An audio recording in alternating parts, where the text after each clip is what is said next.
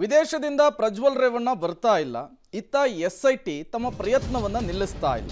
22 ದಿನಗಳಿಂದ ಸಂಸದ ಪ್ರಜ್ವಲ್ ಅಪ್ಸ್ಕ್ಯಾಂಡ್ ಆಗಿದ್ದಾರೆ, ನಾಪತ್ತೆಯಾಗಿದ್ದಾರೆ. ಬೆಂಗಳೂರಿನಿಂದ ಪ್ರಜ್ವಲ್ ಅಕೌಂಟಿಗೆ ಹಣ ವರ್ಗಾವಣೆ ಆಗ್ತಾ ಇತ್ತಾ? 7 ಅಕೌಂಟ್ ಅನ್ನ ಜಪ್ತಿ ಮಾಡಲಿಕ್ಕೆ ಮುಂದಾಗಿದೆ ಎಸ್ಐಟಿ ಟೀಮ್. ಪ್ರಜ್ವಲ್ಗೆ ಕಾನೂನಿನ ಪ್ರಕಾರ ಶಿಕ್ಷೆ ಆಗ್ಲಿ ಅಂತೇಳಿ ಈ ಕೇಸ್ಗೆ ಸಂಬಂಧಪಟ್ಟಂತೆ ಮಾಜಿ ಪ್ರಧಾನಿ ದೇವೇಗೌಡರು ಮೊದಲ ಪ್ರತಿಕ್ರಿಯೆಯನ್ನು ಕೊಟ್ಟಿದ್ದಾರೆ. 22 ದಿನಗಳಾಯ್ತು, ಇವತ್ತಿಗೂ ಕೂಡ ರಾಜ್ಯಕ್ಕೆ ವಾಪಸ್ ಆಗುವ ಲಕ್ಷಣಗಳು ಕಾಣಿಸ್ತಾ ಇಲ್ಲ. ಬಟ್ ಒಂದ್ ವೇಳೆ ಆತನ ಅಕೌಂಟ್ಗೆ ಈತ ದುಡ್ಡು ಟ್ರಾನ್ಸ್ಫರ್ ಆಗಿದ್ರೆ, ಆತ ಆ ಹಣವನ್ನು ಉಪಯೋಗಿಸಿದ್ರೆ ಬಹಳ ಸುಲಭ ಅವನನ್ನು ಪತ್ತೆ ಹಚ್ಚೋದು.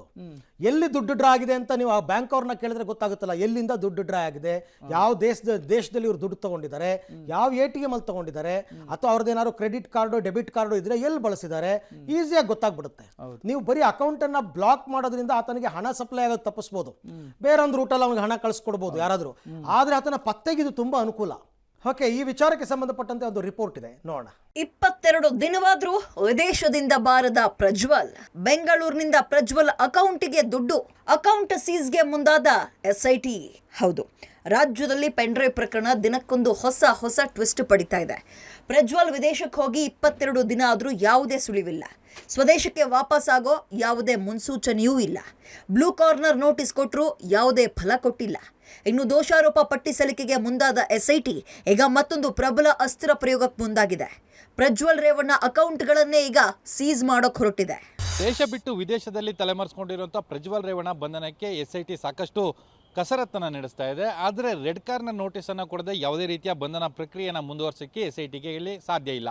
ಆ ಹಿನ್ನೆಲೆಯಲ್ಲಿ ಅವನನ್ನು ಆರ್ಥಿಕವಾಗಿ ಕಟ್ಟಾಕಲಿಕ್ಕೆ ಎಸ್ಐಟಿ ಏನೇನು ಪ್ಲಾನ್ ಮಾಡಬೇಕು ಅದೆಲ್ಲ ಕೂಡ ಮಾಡ್ತಾ ಇರುವಂಥದ್ದು. ಆತನ ಅಕೌಂಟ್ಗಳೇನಿತ್ತು, ಅಂದರೆ ಬ್ಯಾಂಕ್ ಅಕೌಂಟ್ಗಳೇನಿತ್ತು, ಅಕೌಂಟ್ಗಳನ್ನು ಫ್ರೀಸ್ ಮಾಡೋ ಯತ್ನಕ್ಕೆ ಈಗ ಕೈ ಹಾಕಿರುವಂಥದ್ದು. ಅಂದರೆ ಕೋರ್ಟ್ನ ಮೂಲಕ ಒಂದು ಅನುಮತಿಯನ್ನು ಪಡೆದುಕೊಳ್ಳುವಂಥದ್ದು, ಜೊತೆಗೆ ಆತ ಹೊಂದಿರುವಂಥ ಅಕೌಂಟ್ಗಳೇನಿದೆ ಅಕೌಂಟ್ಗಳನ್ನು ಸಂಪೂರ್ಣವಾಗಿ ಫ್ರೀಸ್ ಮಾಡುವಂಥದ್ದು, ಜೊತೆಗೆ ಆರ್ಥಿಕವಾಗಿ ಅವನನ್ನು ಸಂಕಷ್ಟಕ್ಕೆ ಸಿಲುಸುವಂಥ ಪ್ರಯತ್ನಗಳನ್ನು ಈಗ ಎಸ್ಐಟಿ ಮಾಡ್ತಾ ಇದೆ. 7 ಅಕೌಂಟ್ ಜಪ್ತಿಗೆ ಮುಂದಾದ ಎಸ್ಐಟಿ, ಪ್ರಜ್ವಲ್ ವಹಿವಾಟು ಮಾಹಿತಿ ಪಡೆದ ತನಿಖಾ ತಂಡ. ಇನ್ನು ದೇಶ ತೊರೆದು ವಿದೇಶದಲ್ಲಿ ತಲೆಮರೆಸಿಕೊಂಡಿರುವ ಪ್ರಜ್ವಲ್ ರೇವಣ್ಣಗೆ ಬಿಸಿ ಮುಟ್ಟಿಸೋಕೆ ಎಸ್ಐಟಿ ಮುಂದಾಗಿದೆ. ವಿದೇಶದಲ್ಲಿರುವ ಹಾಸನ ಸಂಸದನನ್ನ ಕರೆತರೋಕೆ ಎಸ್ಐಟಿ ಹೊಸ ಅಸ್ತ್ರ ಪ್ರಯೋಗಕ್ಕೆ ಮುಂದಾಗಿದೆ.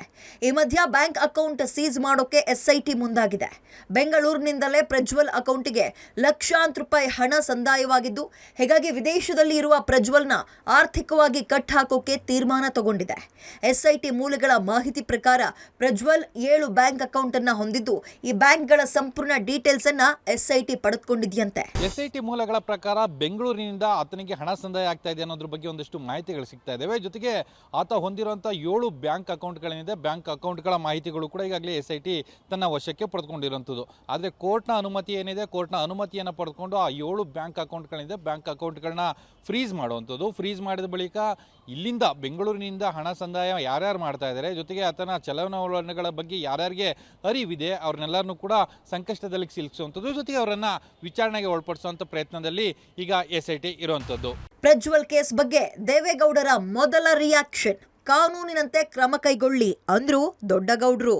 ಇನ್ನು ಇವತ್ತು 92ನೇ ವಸಂತಕ್ಕೆ ಕಾಲಿಡ್ತಾ ಇರೋ ದೇವೇಗೌಡರು ಕೊನೆಗೂ ಪ್ರಜ್ವಲ್ ಕೇಸ್ ಬಗ್ಗೆ ಮೌನ ಮುರಿದಿದ್ದಾರೆ. ಪ್ರಜ್ವಲ್ ರೇವಣ್ಣ ಅವ್ರ ಬಗ್ಗೆ ಏನೇನು ಆಗ್ತಾ ಇದೆ, ಕೋರ್ಟಲ್ಲಿ ಏನೇನು ಆಗ್ತಾ ಇದೆ ಅದ್ರ ಬಗ್ಗೆ ನಾನು ಕಾಮೆಂಟ್ ಮಾಡಲ್ಲ ಅಂದ್ರು.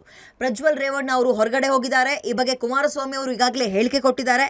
ಈ ದೇಶದ ಕಾನೂನಿನಂತೆ ಸರ್ಕಾರ ಕ್ರಮ ಕೈಗೊಳ್ಳಿ ಅಂದ್ರು. ಪ್ರಜ್ವಲ್ ರೇವಣ್ಣರು ಹೊರಗಡೆ ಹೋಗಿದ್ದಾರೆ.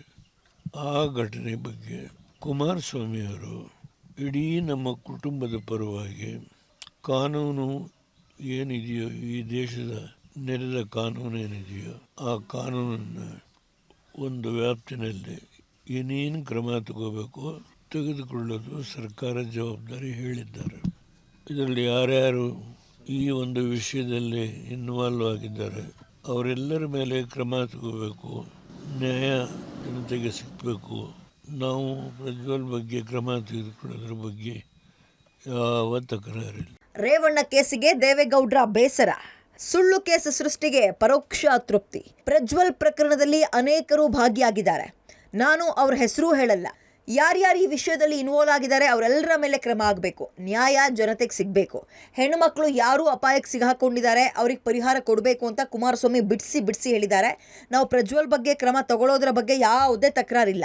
ಆದರೆ ರೇವಣ್ಣ ಬಗ್ಗೆ ಮಾಡಿರೋ ಕೇಸ್ ಬಗ್ಗೆ ರಾಜ್ಯದ ಜನತೆ ನೋಡ್ತಾ ಇದ್ದಾರೆ. ಯಾವ ರೀತಿ ಕೇಸ್ ಸೃಷ್ಟಿ ಮಾಡಿದ್ದಾರೆ, ಒಂದು ಕೇಸ್ ಮುಗಿದು ಬೇಲ್ ಕೊಟ್ಟಿದ್ದಾರೆ, ಇನ್ನೊಂದು ನಾಡಿದ್ದು ಸೋಮವಾರ ತೀರ್ಪಿದೆ. ಅದು ಯಾವ ರೀತಿ ನಡೀತು ಅದ್ರ ಬಗ್ಗೆ ನಾನು ಮಾತಾಡಕ್ಕೆ ಹೋಗಲ್ಲ ಅಂದರು. ಈಗ ರೇವಣ್ಣವ್ರ ಬಗ್ಗೆ ಏನು ನಡೀತಾ ಇದೆ ಅನ್ನೋದ್ರ ಬಗ್ಗೆ ಕೋರ್ಟಲ್ಲಿ ಏನೇನು ನಡೀತಾ ಇದೆ ಅನ್ನೋದನ್ನು ನಾನು ಅದ್ರ ಬಗ್ಗೆ ಕಾಮೆಂಟ್ ಮಾಡಲ್ಲ. ಆದರೆ ರೇವಣ್ಣವ್ರ ಬಗ್ಗೆ ಮಾಡಿರೋ ಅದು ಈಗಾಗಲೇ ರಾಜ್ಯದ ಜನತೆಗೆ ಗೊತ್ತಾಗಿದೆ ಯಾವ ರೀತಿ ಆ ಕೇಸನ್ನು ಸೃಷ್ಟಿ ಮಾಡಿದ್ದಾರೆ. ಒಂದು ಕೇಸ್ ಮುಗಿದು ಬೇಲ್ ಕೊಟ್ಟಿದ್ದಾರೆ, ಇನ್ನೊಂದು ನಾಡಿದ್ದು ಜಡ್ಜ್ಮೆಂಟ್ ಇದೆ ಸೋಮವಾರ.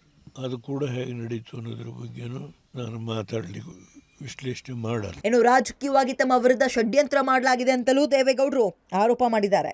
ಚುನಾವಣಾ ಫಲಿತಾಂಶದ ಬಳಿಕ ಎಲ್ಲದಕ್ಕೂ ಉತ್ತರ ಕೊಡುವುದಾಗಿ ದೇವೇಗೌಡರು ಪ್ರತ್ಯುತ್ತರ ಕೊಟ್ಟಿದ್ದಾರೆ. Public TV, Bengaluru.